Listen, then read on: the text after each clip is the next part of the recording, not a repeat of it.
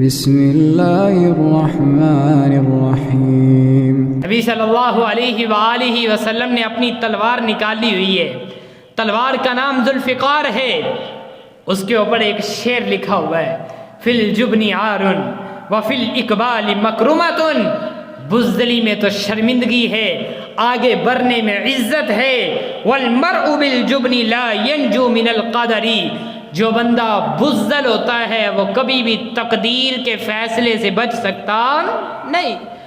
اگر تقدیر میں موت لکھی ہے تو اس بندے نے مر ہی جانا ہے، اسے موت آ ہی جانی ہے۔ آقا علیہ الصلوۃ والسلام نے فرمایا من یاخذ ھذا السیف منی بحقی، کون بندہ ہے جو یہ میری تلوار لے گا اور اس کا حق ادا کر دے گا؟ امیر المؤمنین عمر بن خطاب رضی اللہ تعالیٰ عنہ جیسے بہادر آگے بڑھے، اللہ کے نبی یہ تلوار مجھے دے دیں، فرمایا نہیں دینی۔ دوسرا صحابی آگے بڑھا، تیسرا بڑھا، صحابہ اکرام آئے جا رہے ہیں، تلوار مانگ رہے ہیں، اللہ کے نبی نہیں دے رہے۔ وجہ کیا ہے؟ اللہ کے نبی نے فرمایا کون ہے جو یہ تلوار لے گا اور اس کا حق ادا کرے گا؟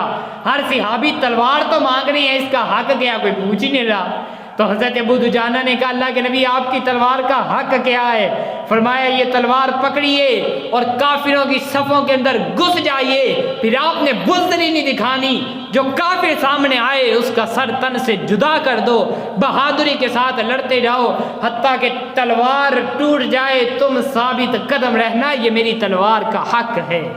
اللہ اکبر۔